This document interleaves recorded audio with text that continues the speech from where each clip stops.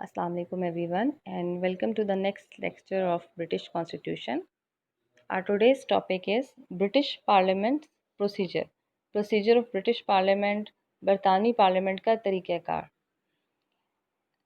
As you know کہ جب parliament کا پہلا اجلاس ہوتا ہے آفٹر الیکشن، پارلیمنٹ کا فرسٹ سیشن کمبائن سیشن ہوتا ہے جس میں ہاؤس آف کامنز اور ہاؤس آف لارڈز دارالامراء اور دارالایوان دونوں کا مشترکہ اجلاس بلایا جاتا ہے. اس اجلاس سے بادشاہ خطاب کرتا ہے اور پھر پارلیمنٹ کی باقاعدہ کارروائی شروع ہوتی ہے. بادشاہ کا یہ خطاب وزیر اعظم کا لکھا ہوا ہوتا ہے، اس کی طرف سے سجیسٹڈ ہوتا ہے. اور اب برطانیہ کے اندر ایک کافی عرصے سے یہ روایت چلی آ رہی ہے کہ بادشاہ خود خطاب نہیں کرتا بلکہ بادشاہ کی طرف سے پارلیمنٹ کو خطاب بھیج دیا جاتا ہے جو پارلیمنٹ کے اس فرسٹ مشترکہ سیشن کے اندر پڑھ کر سنایا جاتا ہے. اس کے بعد پارلیمنٹ کا جب پہلا اجلاس ہوتا ہے تو اس کی صدارت، کیونکہ اس وقت تک اسپیکر کوئی منتخب نہیں ہوتا، نہ ہی وزیر اعظم منتخب ہوا ہوتا ہے، صرف جنرل الیکشن ہوتے ہیں، تو جو پرانا یا سابقہ اسپیکر ہوتا ہے وہی پارلیمنٹ کے اسپیکر کے فرائض سر انجام دیتا ہے، وہی کرسی صدارت پر بیٹھتا ہے اور پارلیمنٹ کے اس اجلاس کی صدارت بھی وہی کرتا ہے. اور پھر وہ دارالعوام کے جو ارکان ہیں ان سے حلف وفاداری لیتا ہے. اور پارلیمنٹ کے پاس یہ اختیار ہوتا ہے کہ وہ اپنے سارے ضابطوں کو خود ترتیب دے دے. لیکن برطانیہ کے اندر ایک عام روایت یہی چلی آ رہی ہے کہ پارلیمنٹ کے جو ضابطے یا رولز اینڈ ریگولیشنز ہیں وہ جو پریویس چلے آ رہے ہوتے ہیں انہی کو کنٹینیو کیا جاتا ہے. پارلیمنٹ کے طریقہ قانون سازی کے لیے کچھ ضابطے یا کچھ طریقہ کار مستقل طور پر چلے آ رہے ہیں اور کچھ ہر سیشنز میں یعنی ہر 5 سال بعد کچھ ریوائیو بھی ہوتے ہیں، تھوڑے بہت چینجز کیے جاتے ہیں. تو کچھ عارضی ضابطے ہوتے ہیں اور کچھ مستقل. برطانیہ کے اندر شروع سے ہی بادشاہت میں جب سے برائے نام قائم ہوئی تو پارلیمنٹیرین فارم آف گورنمنٹ ہی رائج ہے. اور پارلیمنٹیرین فارم آف گورنمنٹ کے جو اصول و ضوابط ہیں پارلیمنٹ کے اندر وہ تمام برطانیہ کے اندر بھی رائج ہیں. اور ان ضابطوں سے اسپیکر اچھی طرح آگاہ ہوتا ہے اور وہی رولز اینڈ ریگولیشن کو پارلیمنٹ کے اندر فالو کروانے کا ذمہ دار ہوتا ہے. یہ پکچر جو آپ کو نظر آ رہی ہے یہ پارلیمنٹ کے ایک مشترکہ اجلاس کی ہے جو کہ پارلیمنٹ کا فرسٹ سیشن ہے اور اس کے اندر حلف وفاداری پارلیمنٹیرین سے لیا جا رہا ہے اور مشترکہ سیشن کی ایک پکچر ہے. آج کے ہمارے ٹاپک میں ہم یہ دیکھیں گے کہ پارلیمنٹ کے اندر کس طرح سے لا میکنگ کا پروسیجر ہوتا ہے. تو لا میکنگ کے پروسیجر سے پہلے ہم نے کچھ اس کے پوائنٹس دیکھنے ہیں کہ پارلیمنٹ کے اندر جو ڈسکشنز ہے اس کو ڈی لیمٹ کیسے کیا جاتا ہے، یعنی بحث کو محدود کرنے کے کیا طریقے ہیں. اس کے علاوہ پارٹی وپس کے بارے میں ہم پڑھیں گے کہ برٹش پارلیمنٹ کے اندر پارٹی وپس کیا رول پلے کرتے ہیں، ان کا کیا کام ہوتا ہے اور یہ ان کی کیا ڈیوٹیز ہوتی ہیں. اور اس کے بعد ہم پارلیمنٹ کے اندر لا میکنگ پروسیس کو ڈیٹیل میں پڑھیں گے. برٹش پارلیمنٹ کے اندر قانون سازی کے مراحل کو بھی جاری رکھنے کے لیے کچھ کنونشنز یا روایات کا سہارا لیا جاتا ہے. عام طور پر بحث کو بہت زیادہ لمبا کیا جاتا ہے، خاص طور پر سیاسی مخالفین یہ حربہ اس لیے استعمال کرتے ہیں کہ وہ جس بل کو پاس نہیں ہونے دینا چاہتے، جس بل کو وہ نہیں چاہتے کہ وہ لا بنے، تو اس کے لیے لمبی لمبی تقریریں کر کے ایوان کا وقت ضائع کرتے ہیں اور یہ کوشش کرتے ہیں کہ ایوان کا اجلاس برخاست ہو جائے. اور ایک دفعہ ایوان کا اجلاس برخاست ہو جائے، اس کا ٹائم ٹینیور ختم ہو جائے، تو پھر اس کے بعد سے پھر اگر نیا اجلاس بلایا جاتا ہے تو پرانا پروسیس پھر سے سٹارٹ کرنا ہوتا ہے. تو اس طرح کی چیزوں سے بچنے کے لیے، وقت کو بچانے کے لیے اور قانون سازی کے پروسیس کو افیکٹو وے میں آگے بڑھانے کے لیے برٹش پارلیمنٹ کے اندر بحث کو محدود کرنے کے کچھ طریقے ہیں. سب سے پہلا طریقہ ہے سمپل کلوجر یا سادہ اختتام. سادہ اختتام کا مطلب یہ ہے کہ اگر کسی بل کے اوپر بہت زیادہ بحث ہو چکی ہو اور ایک اچھی خاصا ڈیل آف ٹائم اس کے اوپر اسپینڈ ہو چکا ہے اور اس کے اوپر بحث ہو چکی ہے، اس کی مخالفت میں اس کے حق میں دلائل بھی اچھے خاصے دیے جا چکے ہیں، تو کوئی بھی ایک رکن پارلیمنٹ کا اسپیکر کو درخواست دیتا ہے کہ اب اس بل کو سمپل کلوجر کیا جائے. اور سمپل کلوجر کروانے کے لیے کم از کم پارلیمنٹ کے جو حاضر ارکان ہیں اس کے 100 ممبران کی اس تجویز کے حق میں ان کی رائے دینا ضروری ہے. اگر وہ اس کے اوپر مثبت رائے دے دیں، اس کے حق میں رائے دے دیں، تو پھر یہ بحث ختم ہو جاتی ہے اور مسودے پر رائے شماری کروا دی جاتی ہے۔ لیکن اگر یہ جو مقررہ تعداد ہے یعنی کم از کم 100 ارکان کی تعداد یہ اسکیم کی حمایت حاصل نہ ہو سکے تو ایسی صورت میں اس کے بل کے اوپر بحث جاری رہتی ہے۔ تو بل کے اوپر اگر 100 ارکان کی حمایت سے کسی بل کے اوپر جو بحث ہے اس کو روک دیا جائے اور بل کو جو بحث ہے اسے ختم کر کے پاس کرنے کے مراحل میں بھیجا جائے تو اس کو ہم سمپل کلوجر کہتے ہیں یا سادہ اختتام کہتے ہیں۔ اس کے بعد دوسرا پارلیمنٹ کے اندر بحث کو محدود کرنے کا جو سیکنڈ میتھڈ ہے وہ ہے کینگرو میتھڈ۔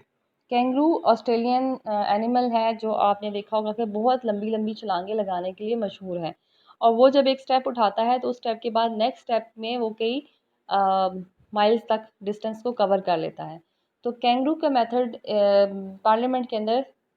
اس میتھڈ کو تب یوز کیا جاتا ہے جب کوئی ایک بہت ڈیٹیل بل ہے اور اس کو ڈرافٹ ہے اس کو پاس کروانا ہے یا اس کے اوپر بحث کرنی ہے تو اس کے اندر بہت زیادہ ان امپورٹنٹ چیزیں بھی شامل ہوں، تو پھر ایسا کیا جاتا ہے کہ اس کو کینگرو میتھڈ سے اس کے اوپر بحث کی جاتی ہے، یعنی کچھ پوائنٹس کو ڈیٹیل میں ڈسکس کیا جاتا ہے، پھر کچھ پوائنٹس کو سکپ کیا جاتا ہے اور پھر مزید جو نیکسٹ پوائنٹ کے اوپر آ کے نیکسٹ جو امپورٹنٹ پوائنٹ ہے اس کو ڈیٹیل میں اس کے اوپر بحث کی جاتی ہے۔ تو اس طرح چھلانگیں لگا لگا کر یعنی بڑے بڑے سٹیپس اٹھا کر کسی بل کے اوپر بحث کرنے کو کینگرو میتھڈ کہتے ہیں۔ اس طریقے سے بھی ایوان کا وقت بچانے کی کوشش کی جاتی ہے کہ بہت زیادہ ڈیٹیلز میں نہ جایا جائے اور ایسی ڈیٹیلز میں جو کہ ان نیسیسری ہیں یا ان امپورٹنٹ ہیں، اور چند اہم نکات کے اوپر بحث کر کے بل کے اوپر جو زیادہ پروڈکٹیو قسم کی بحث ہے جس کا کوئی فائدہ نکالا جا سکے ایسی بحث کی جائے۔ اس کے بعد نیکسٹ میتھڈ آتا ہے جس کو تخت دار کہتے ہیں۔ اس کو گلوٹون بھی کہتے ہیں۔ اس میتھڈ کے مطابق ہر جو بل ہے بل کے جو مختلف حصے ہوتے ہیں ان کے اوپر بحث کا وقت مقرر کیا جاتا ہے، اور جب ان کا بحث کا وقت مقرر ہوتا ہے تو اس کے بعد اس کے اوپر بحث روک کر اگلے جو پارٹ ہے اس کے اوپر بحث کی جاتی ہے۔ اور اس کے لیے ضروری نہیں ہے کہ بحث میں اس کے کسی بھی پارٹ کے اوپر جو بحث ہو وہ کمپلیٹ ہو چکی ہو یا اس کے میرٹ ڈی میرٹ دونوں ڈسکس ہو چکے ہوں، بلکہ اس ٹائم پیریڈ کے اندر جو بھی ڈسکشن ہو چکی ہو جیسے ہی ٹائم ختم ہوتا ہے تو اس کے اوپر بحث ختم ہو جاتی ہے۔ تو اس طریقے سے بھی پارلیمنٹ کے اندر جو بحث ہے اس کو ڈی لمٹ کرنے کی کوشش کی جاتی ہے تاکہ پارلیمنٹ کا وقت بچ سکے۔ اور اس تخت دار یا گلوٹائن کے اندر ایک اور چیز بھی شامل کی جاتی ہے کہ بعض اوقات کچھ حصوں پر بحث کی جاتی ہے اور اسی حصے کے بارے میں ووٹنگ بھی کروا لی جاتی ہے۔ ایسا کچھ خاص بلز کے اوپر ہو سکتا ہے، ایسے بلز جو کہ بہت زیادہ امپورٹنس کے حامل ہوں یا ان کے اندر کوئی ایک شق اتنی زیادہ امپورٹنس کی حامل ہو، تو اس وقت پھر اس ایک حصے کے اوپر بحث کر کے اس کا وقت ہوتا ہے، اس کی بحث ختم کر کے فوراً اسی کے اوپر ووٹنگ کروا لی جاتی ہے۔ اور اس کو کلوجر بائی کمپارٹمنٹ کہتے ہیں، یعنی کچھ حصوں کے اوپر کمپارٹمنٹس حصوں کے اوپر کلوجر کرنا، حصوں کا اختتام کروانا، اور اختتام بھی اس طرح کہ ان کے اوپر ووٹنگ کروائی جائے۔ تو اس کو ہم تخت دار کے اس حصے کو یعنی کہ جو اس طرح کی ووٹنگ ہوتی ہے جس میں کچھ کمپارٹمنٹس کے اوپر ہوتی ہے اس کو ہم کلوجر بائی کمپارٹمنٹ کہتے ہیں۔ نیکسٹ ٹاپک ہے ہمارا پارٹی وپ۔ پارٹی وپس کو ہم پارلیمنٹ کے اندر پارٹی انفورسرز کہہ سکتے ہیں، جو اور ساتھ ان کو ہم پارٹی کے لیے ایک ایسا ٹول کہہ سکتے ہیں جو پارٹی ڈسپلن کو مینٹین کرنے کے لیے پارلیمنٹ کے اندر اپنا رول پلے کرتے ہیں۔ اسپیشلی ووٹنگ سیشن میں ان کا رول بہت اہمیت کا حامل ہے، اور یہ میک شور کرتے ہیں کہ جب ووٹنگ ہو تو وہ ممبران جو کہ حکومتی پارٹی کے سے ہیں اور وہ جن کی ووٹس بہت ضروری ہیں کسی بل کو پاس کروانے کے لیے، وہ ایوان کے اندر موجود رہیں، تو ان کا ہمیں زیادہ رول آپ کہہ سکتے ہیں کہ لا میکنگ پروسیس میں یا اینڈ پہ جب رائے شماری کروائی جاتی ہے اس میں زیادہ اہم نظر آتا ہے۔ اس کے علاوہ یہ پارٹی ڈسپلن کو مینٹین کرنے میں اہم کردار ادا کرتے ہیں۔ اور پارٹی ڈسپلن کا برطانیہ میں مطلب یہ ہوتا ہے کہ اپنی پارٹی کے حق میں راہ ہموار کرنا، اپنی پارٹی کے حق میں ہی رائے دینا اور اس کے حق میں ووٹنگ دینا۔ Party basically prime minister cabinet اور جو بھی رولنگ پارٹی ہوتی ہے اس کی ہیلپ کے لیے یہ پارٹی وپس ہوتے ہیں. ایک چیف پارٹی وپ ہوتا ہے اور اس کے ساتھ اس کی مدد کے لیے کئی وپس ہوتے ہیں. اور یہ وپس ایوان کے اندر وزیر اعظم کی جو پاپولیرٹی ہے اس کو برقرار رکھنے میں، وزیر اعظم کی پارٹی کی پاپولیرٹی کو برقرار رکھنے میں، حکومتی پالیسیوں سے ایوان کو مطمئن رکھنے کی کوشش کرتے ہیں. اور یہ جو ایوان ہے یا پارلیمنٹ ہے اس کے بیہیویئر سے یا اس کے رد عمل سے یا ان کے آپ کہہ سکتے ہیں کہ ان کی جو بھی سیاسی سرگرمیاں ہیں ان کی رپورٹ وزیر اعظم کو اور کابینہ کو دیتے رہتے ہیں. اور جب بھی کوئی مسودہ وزیر اعظم یا اس کی کابینہ ایوان کے اندر پیش کرتے ہیں تو یہ کوشش کرتے ہیں کہ اس کے لیے ایک سوٹیبل ایٹماسفیئر کریٹ کیا جائے. اس کے ساتھ ساتھ جو مخالف ہوتے ہیں جس بل کے مخالفین ہوتے ہیں اور یہ کوشش کرتے ہیں کہ وہ وزیر اعظم یا کابینہ کو کہ اس بل کو اس کی مخالفت چھوڑ دیں. اور اس کے علاوہ وہ یہ بھی اور اس کے لیے یہ بھی کوشش کرتے ہیں کہ وہ جو وزیر اعظم اور کابینہ کے سیاسی مخالفین ہیں ان کو کسی بھی قسم کے گفٹس کے ذریعے، کوئی سیاسی عہدوں کے لالچ میں، کمیٹیز کے چیئرمین بنانے کے لالچ میں ان کو وزیر اعظم کے اس بل سے یا حکومت کے اس بل سے جو بھی پیش کیا گیا ہوتا ہے اس کے حق میں ان کی رائے کو ہموار کرنے کی کوشش کرتے ہیں. اور دوسری طرف یہ بھی کرتے ہیں کہ جو اپوزیشن ہے اگر اس کے ممبران ایوان کے اندر اجلاس میں زیادہ ہوں اور جو حکومتی ارکان ہیں وہ کم ہوں تو جب رائے شماری ہوتی ہے ووٹنگ کروائی جاتی ہے جس کی بنیاد پر کسی بل کے مستقبل کا فیصلہ ہوتا ہے کہ وہ بل پاس ہو کر قانون بنے گا یا نہیں، تو یہ کوشش کرتے ہیں کہ جو ووٹنگ سیشنز ہوتے ہیں ان کے اندر میک شور کریں گے جو بل کے حامی ہیں وہ زیادہ سے زیادہ اس دن پارلیمنٹ کے اجلاس میں شریک ہوں. اس کے علاوہ یہ جو بھی وزیر اعظم کی پالیسی ہے اس کو ایوان کے اندر پاپولر کروانے میں اہم کردار ادا کرتے ہیں، نہ صرف اپوزیشن کو بلکہ وزیر اعظم کی اپنی پارٹی کے ممبرز کو. اس کے علاوہ جب رائے شماری کروائی جاتی ہے تو ایوان کے اندر ارکان کو زیادہ سے زیادہ حاضر تعداد میں رکھنا اور ان کی عددی اکثریت کو برقرار رکھنا پارٹی وپس کی ذمہ داری ہوتی ہے. اس طرح پارٹی وپس اپنی پارٹی کے ارکان سے بھی قریبی تعلق رکھتے ہیں اور اس کے ساتھ ساتھ اپوزیشن کے ارکان سے بھی تعلق رکھتے ہیں اور کوشش کرتے ہیں کہ اگر کسی بل کے حق میں ان کو اپوزیشن کو نہ کیا جا سکے تو کم از کم وزیر اعظم کی اپنی پارٹی کے افراد کو میک شور کیا جائے کہ وہ سب کے سب بل کے حامی ہوں اور اس کے ساتھ ساتھ وہ ایوان کے اجلاس میں شریک بھی ہوں تاکہ بل کو پاس کروایا جا سکے. اور ان کی جو اہمیت ہے وہ اسی وقت نظر آتی ہے جب کہ ووٹنگ کروائی جاتی ہے ایوان کے اندر، اس کے ساتھ ساتھ کوئی اہم بل پاس کروانا ہو جس کے اوپر وزیر اعظم کو اور کابینہ کو یہ ان کو اس بات کا یقین ہو کہ ان کے سیاسی مخالفین کی طرف سے انہیں سخت تنقید کا اور مخالفت کا سامنا کرنا پڑے گا. ایسی صورت میں بل کو پاس کروانے کی ذمہ داری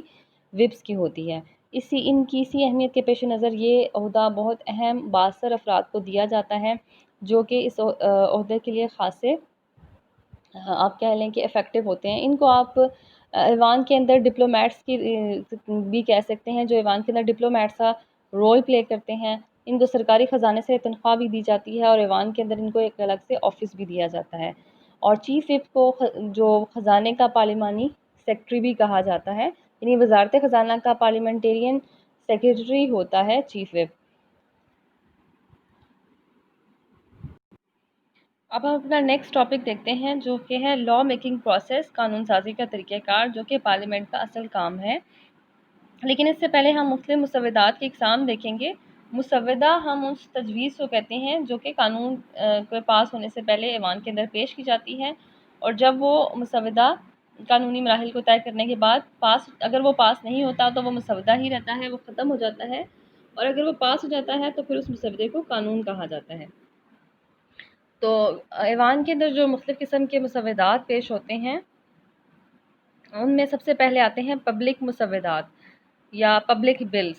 پبلک بلز ایسے بلز ہوتے ہیں جن کا تعلق پوری قوم سے ہوتا ہے، مفاد عامہ سے بحث کرتے ہوئے یہ عوام کی بہبود اور عوام کی بھلائی کے لیے ہوتے ہیں. یہ حکومت کی تنظیم اور مالیات سے متعلق ہوتے ہیں. مالیات یعنی کسی شعبے کو کس طرح سے فنڈنگ کی جائے گی، فنڈز ایلوکیشن سے جو رکھتے ہیں تعلق، ان کو ہم پبلک مسودات کہتے ہیں۔ اس کے بعد آتے ہیں پرائیویٹ مسودات۔ یہ مسودات ساری قوم سے ریلیٹڈ نہیں ہوتے، بلکہ ان کا تعلق کسی خاص علاقے، کسی خاص ریجن سے ہوتا ہے جس کے اوپر یہ اپلائی ہوتے ہیں۔ یہ کسی خاص علاقے سے ریلیٹڈ ہو سکتے ہیں، کسی خاص طبقے سے ہو سکتے ہیں، کسی کارپوریشن یا آرگنائزیشن سے بھی ریلیٹڈ ہو سکتے ہیں۔ اس کے علاوہ تھرڈ جو قسم ہوتی ہے مسودات کی، وہ ہے سرکاری مسودات۔ اور سرکاری مسودات وہ مسودات ہوتے ہیں جنہیں حکومت کا کوئی رکن، یعنی کابینہ کا کوئی رکن یا وزیر حکومت کی طرف سے نمائندہ بن کے پیش کرتا ہے،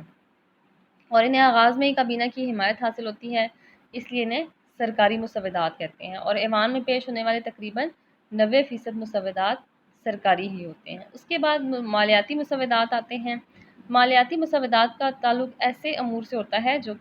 جن کا تعلق مالیات سے ہوتا ہے، یعنی بجٹ سے ہوتا ہے، آمدن یا اخراجات سے ہوتا ہے۔ ایسے تمام بلز جن کا تعلق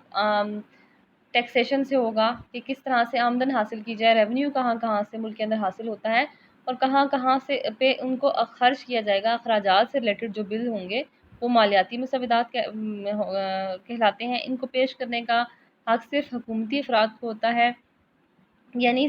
جو کابینہ کے وزیر ہیں وہ صرف ان کو پیش کر سکتے ہیں، اور زیادہ تر جو مالیاتی مسودات ہیں ان کو جو وزیر خزانہ ہے وہ خود ہی ایوان کے اندر ان کا تعارف کراتا ہے۔ اس کے علاوہ کہتے ہیں عام سرکاری مسودات ہوتے ہیں وہ سرکاری مسودات جن کا تعلق مالیات سے نہیں ہوتا، لیکن جو حکومت کی طرف سے پیش کیے جاتے ہیں ان کو عام سرکاری مسودات کہتے ہیں۔ یعنی سرکاری مسودات دو قسم کے ہوتے ہیں، ایک وہ جو مالیاتی ہیں اور ایک جو غیر مالیاتی ہیں یا عام ہیں۔ جن کا تعلق کسی بھی قانون سے ہوگا وہ مالیاتی وہ سرکاری مسودات ہوں گے لیکن عام مسودات ہوں گے، اور جن کا تعلق مالیات سے ہوگا وہ مالیاتی مسودات ہوں گے۔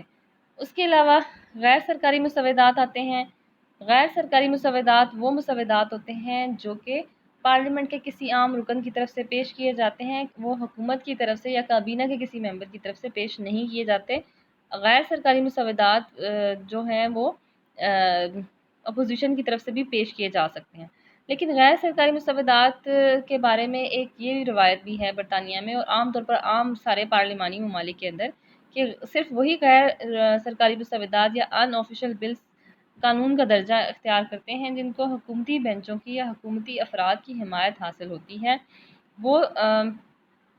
غیر سرکاری مسودات جن کو حکومت کی حمایت حاصل نہ ہو وہ پاس نہیں ہو سکتے، اور اگر کوئی ایسا غیر سرکاری مسودہ آتا ہے جس کو حکومت کی حمایت حاصل نہ ہو اور وہ پھر بھی پاس ہو جائے تو اس کا مطلب کابینہ کے اوپر عدم اعتماد ہوتا ہے، اور ایسی صورت میں کابینہ وزیر اعظم سمیت اپنے عہدوں سے استعفیٰ دے دیتی ہے۔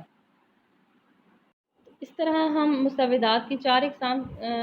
دیکھتے ہیں۔ بنیادی طور پر 4 اقسام ہیں: پبلک، پرائیویٹ، پبلک جن کا تعلق ساری قوم سے ہے، پرائیویٹ جن کا تعلق کچھ لوگوں سے، قوم کے کسی خاص حصے سے، کسی خاص علاقے سے ہے۔ اس کے علاوہ سرکاری اور غیر سرکاری۔ سرکاری وہ جو مالیاتی یا غیر مالیاتی ہو سکتے ہیں، یا غیر جن کو عام سرکاری مسودات بھی کہہ سکتے ہیں، اور اس کے علاوہ غیر سرکاری مسودات ہوتے ہیں جو کہ پرائیویٹ افراد کی طرف سے، حکومت کی طرف سے پیش نہیں کیے جاتے، پرائیویٹ افراد کی طرف سے پیش کیے جاتے ہیں۔ اس کے بعد آتا ہے قانون سازی کا مرحلہ، جو اسٹیپ آف لا میکنگ۔ جب پارلیمنٹ کے اندر مختلف قسم کے مسودات آتے ہیں، چاہے وہ پبلک آئیں، پرائیویٹ آئیں، سرکاری یا غیر سرکاری، تو وہ کچھ مراحل سے گزرتے ہیں، اور ان مراحل کو ہم جو ہیں وہ قانون سازی کے مراحل کہتے ہیں۔ قانون سازی جب پارلیمنٹ کے اندر مسودات پیش ہوتے ہیں تو ان کے اندر جو مرحلے ہوتے ہیں اس میں سب سے پہلا مسودے کی تیاری یا ڈرافٹنگ ہوتا ہے۔ جتنے بھی پارلیمنٹ کے اندر مسودات پیش ہوتے ہیں، اب برطانیہ کے اندر یہی روایت ہے کہ تقریباً 85% مسودات پہلے دارالعوام میں پیش ہوتے ہیں اور صرف 15% دارالامراء میں پہلے پیش ہوتے ہیں، اور جب بھی کوئی مسودہ پیش ہوتا ہے تو سب سے پہلے اس کی ڈرافٹنگ کی جاتی ہے۔ ڈرافٹنگ کا مطلب ہوتا ہے کہ سرکاری ماہرین سے مدد لے کر کوئی ایسی عبارت تیار کی جائے، ایسا ٹیکسٹ تیار کیا جائے جس کے اندر کسی قسم کی شک کی گنجائش نہ ہو، یعنی جس سے کئی معنی نہ نکالے جا سکیں۔ اور امریکہ کے اندر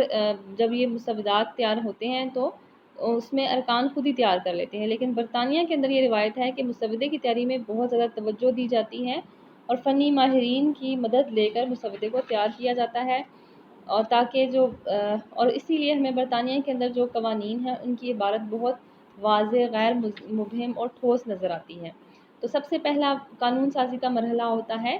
مسودے کی تیاری یا ڈرافٹنگ، یعنی مسودے کا ایک ڈرافٹ تیار کیا جاتا ہے جو کہ قانونی ماہرین کی مدد لے کر باقاعدہ ایک مسودے کی شکل میں تیار کروایا جاتا ہے۔ اس کے بعد ہوتا ہے مسودے کا تعارف یا انٹروڈکشن۔ مسودے کو جو بھی پیش کرنے والا ہوتا ہے اس کو ہم کہتے ہیں محرک، اور جو محرک ہوتا ہے جب وہ مسودے کو پیش کرتا ہے تو وہ ایوان کے کلرک سے رابطہ قائم کرتا ہے اور مسودہ پیش کرنے کا نوٹس دیتا ہے۔ اس کے لیے ایک دن مقرر کیا جاتا ہے اور اس سے پہلے اسپیکر سے اجازت لی جاتی ہے۔ اسپیکر جو مقررہ دن ہوتا ہے اس دن جو بھی ممبر جو محرک جس نے بل پیش کرنا ہوتا ہے اس کو اجازت دیتا ہے کہ وہ مسودے کو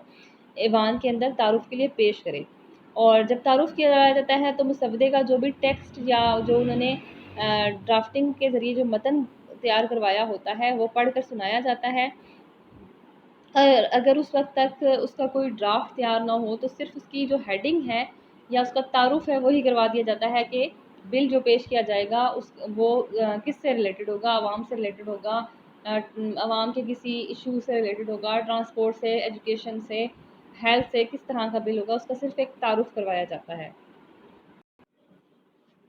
مسودے کے تعارف کے بعد جو سیکنڈ سٹیپ ہوتا ہے، جو تھرڈ سٹیپ ہوتا ہے، پہلا سٹیپ ہے ڈرافٹنگ، پھر اس کا تعارف، اور اس کے بعد پہلی خواندگی تیسرا سٹیپ ہے۔ پہلی خواندگی کے لیے ایک دن مقرر ہوتا ہے اور اس دن پھر اسپیکر ایوان کے کلرک کو حکم دیتا ہے کہ وہ مسودے کو پڑھ کے سناؤ، یعنی تعارف میں جو محرک ہوتا ہے وہ خود سناتا ہے، لیکن پہلی خواندگی یا فرسٹ ریڈنگ میں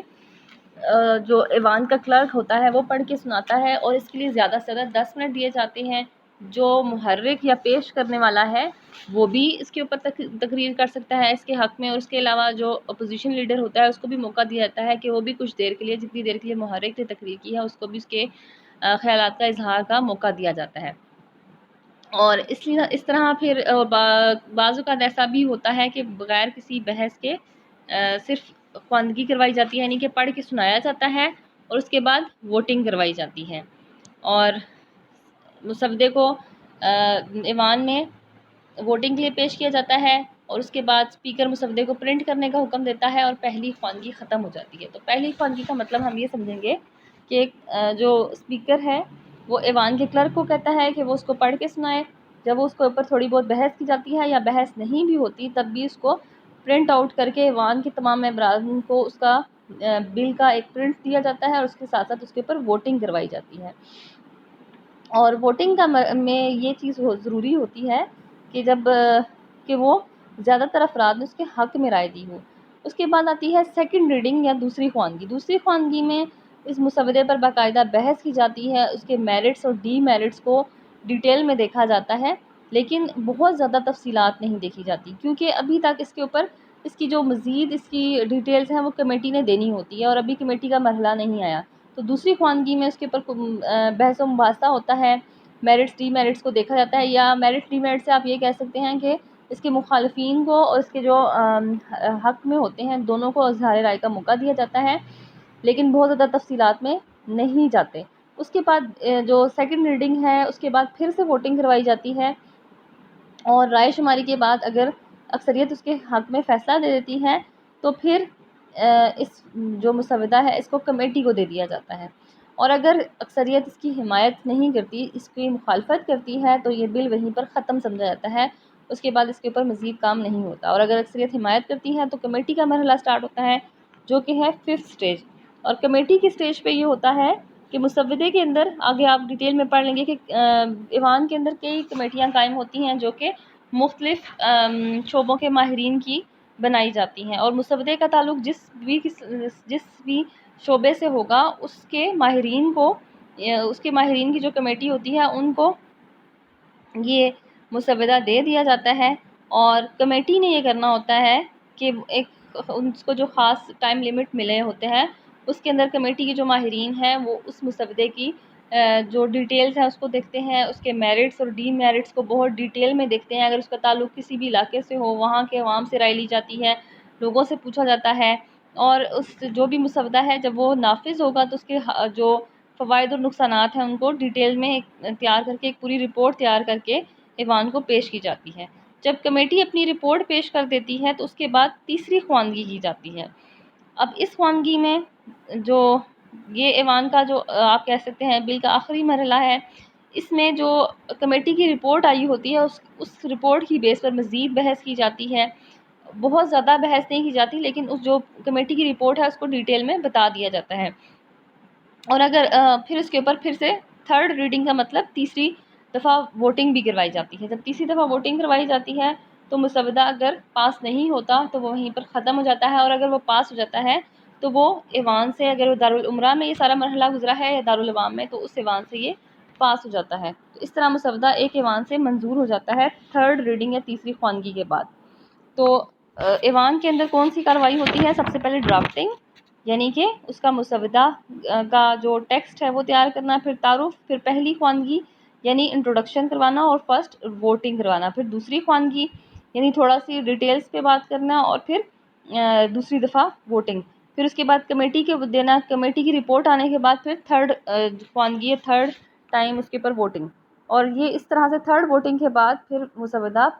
پاس ہو جاتا ہے ایک ایوان سے۔ جب مسودہ ایک ایوان سے پاس ہو جاتا ہے تو پھر یہ دوسرے ایوان میں جاتا ہے، وہاں پر بھی انہی مراحل سے گزرتا ہے،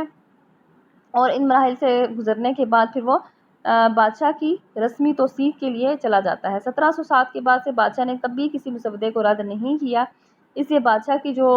منظوری ہے وہ بالکل رسمی ہے۔ اور مسودہ ایک ایوان سے دوسرے ایوان کا مطلب یہ ہے کہ اگر دارالعمرہ میں یہ سارے مراحل سے گزرا ہے تو پھر وہ دارالعوام میں آتا ہے اور انہی مراحل سے گزرتا ہے، اور اگر وہ دارالعوام میں ان مراحل سے گزرتا ہے تو پھر وہ دارالعمرہ کی توثیق لے جاتا ہے، اور دونوں ایوانوں سے پاس ہونے کے بعد بادشاہ کی رسمی توثیق لے چلا جاتا ہے۔ اور جب بادشاہ کسی جو ہے مسودے کو پاس کر لیتا ہے تو اس کے لیے ضروری نہیں کہ بادشاہ خود دستخط نہیں کرتا، بلکہ ایک کمیشن ہے 3 افراد پر مشتمل ہے، وہ بادشاہ کی جگہ اسٹیمپ لگاتا ہے، اور اس موقع پر اسپیکر موجود ہوتا ہے، اور ایک رسمی طور پر اعلان کیا جاتا ہے کہ بادشاہ کی خواہش ہے کہ اس مسودے کو منظور کر لیا جائے، اور اس طرح بادشاہ کی ایک رسمی توثیق حاصل کر لی جاتی ہے۔ تو اس طرح ایک بل پاس ہو جاتا ہے، اور اس طرح سے برطانیہ کے پارلیمنٹ کے اندر کوئی مسودہ قانون کا درجہ اختیار کرتا ہے۔